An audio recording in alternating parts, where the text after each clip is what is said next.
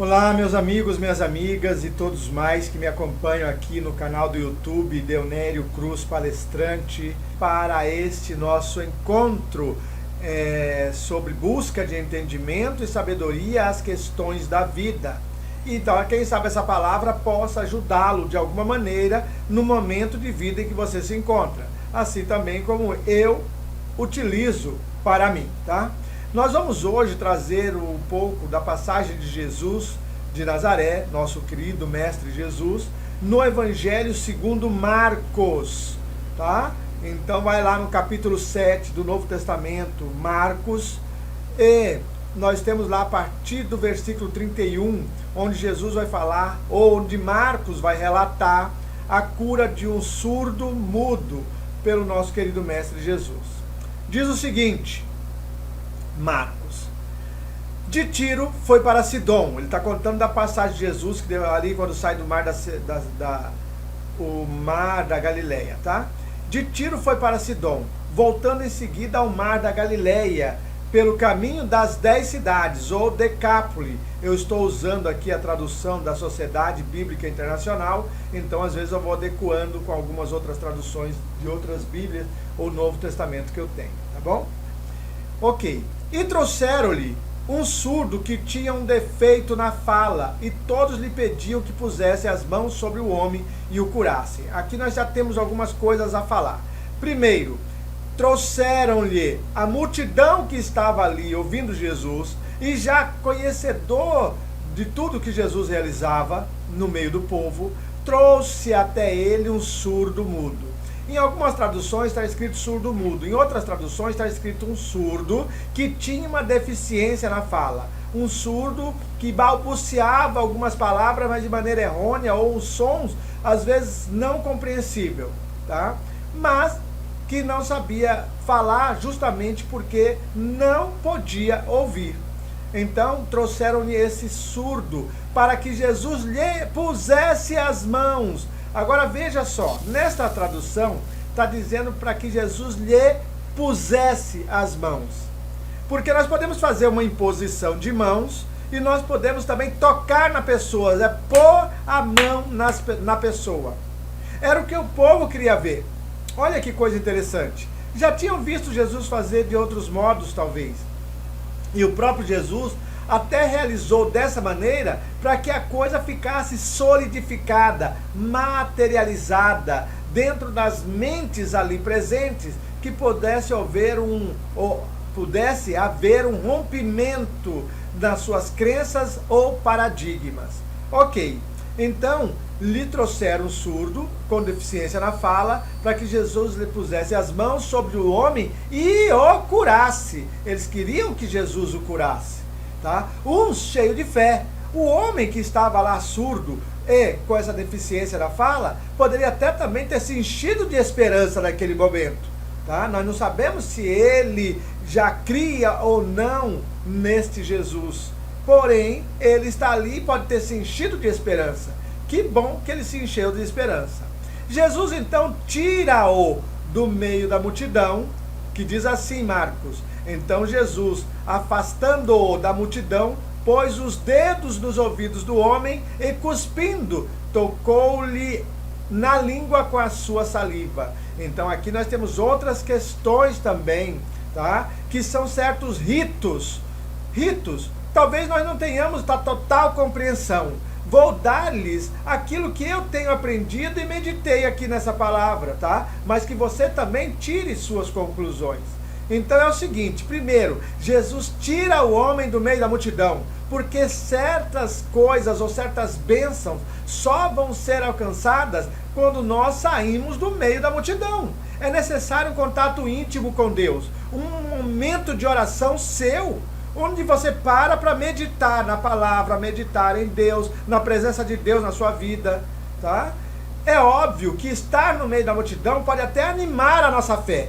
Muitas coisas se conseguiu graças ao empenho de pessoas que trabalharam juntos, seja orando juntos, sejam trabalhando juntos. Mas em alguns momentos, algumas situações particulares vão necessitar ou vão solicitar de nós aquele momento de comunhão com Deus. É você e Deus. Jesus então tira-o daquele meio, até porque tinha gente ali que só queria o espetáculo, tinha gente ali que não estava ligando nada se ele iria ficar curado ou não, tá? Para algumas pessoas ali não importava, e talvez até torcessem contra. Então Jesus tira-o do meio daquele meio, porque nós não sabemos o que anda na mente de todo mundo, no coração das pessoas, então nós vamos a uma comunhão com Deus. Ali nós sabemos que somos nós e Deus, e nós cremos que Deus é amor. Olha que coisa linda. Tá bom. Jesus então leva o homem à parte e tem esse rito, primeiro de tocar-lhe os ouvidos. E por que isso? Jesus é conhecedor da matéria. Jesus conhece tudo em todos. Jesus sabe se aquela anomalia, se aquela deficiência é constituição ou é formada por uma embriogênese. Ou seja, desde o embrião, as coisas não se formaram harmonicamente de forma a permitir-lhe ouvir. Talvez ali o estribo, os ossículos do ouvido estivessem com alguma má formação congênita. E aí Jesus, tocando-lhe, influencia magneticamente, energeticamente, reestruturando, porque Jesus conhece a matéria. Jesus conhece o fluido primordial, né? Ou aquela tal da partícula de Deus, tá? Como nós já ouvimos falar aí também, né? Mas que dá origem a outras partículas subatômicas e outras estruturas atômicas que vão dar formação a estruturas moleculares e celulares. Então Jesus, conhecedor disso, que a ciência ainda vai alcançar, Jesus já toca e está fazendo uma verdadeira cirurgia no corpo espiritual, tá? E no corpo físico, de forma a essa estrutura estar de volta à sua função normal. E depois Jesus coloca um pouco de sua saliva ali, não é? Na língua deste homem. Eu não tenho a profundidade desse significado, porém ainda vejo aí a ação objetiva de Jesus pegando algo material e fazendo desse algo material uma nova fórmula. Então é assim, é como se ele reduzisse, lembra daquela questão lá dos clones? Pega-se uma célula já formada e reduz ou faz com que ela retorne à sua totipotência, à sua competência de formular-se, de reestruturar-se de maneira harmônica, tá? Então talvez seja esse o cunho desse ensinamento. Jesus colocando algo material dele e de uma procedência íntegra, total, nele, para fazer o restabelecimento da integridade daquela estrutura fonética do homem ali presente. Bom, aí depois Jesus olha para o céu, suspira e ordena, decreta, define. Jesus usa o verbo e diz efatá, que significa lá do aramaico, hebraico, aquele até do grego depois que se traduz, abram-se ou abra-te. Veja, Jesus não falou isso quando tocou no ouvido. Jesus não falou isso só porque tocou na língua. Não, Jesus está falando agora para o ser, para o homem, para aquele ser espiritual. Abra-se para uma nova ideia. Saia desse conflito ou desse paradigma.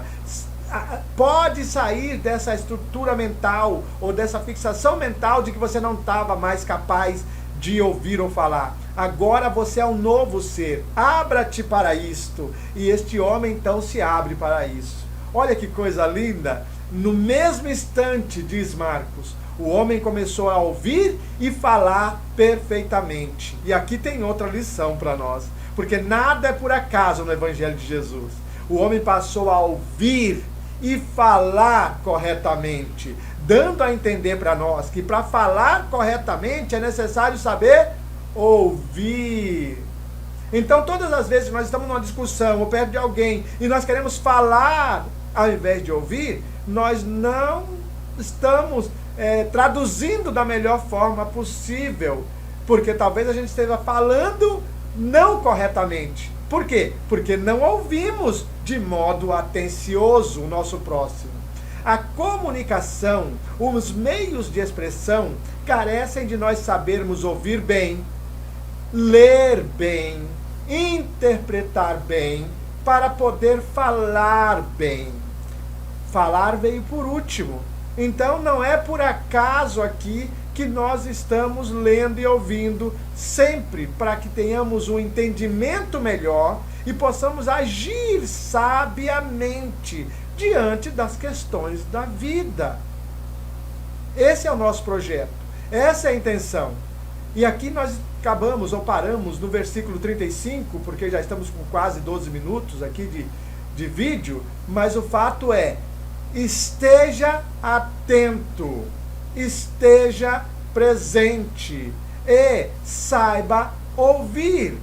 E se ainda não estamos ouvindo corretamente, peçamos a Deus auxílio espiritual, auxílio desse fluido universal que nos ajude a reestruturar o mecanismo, reestruturar a forma ambiente de eu poder prestar atenção e ouvir.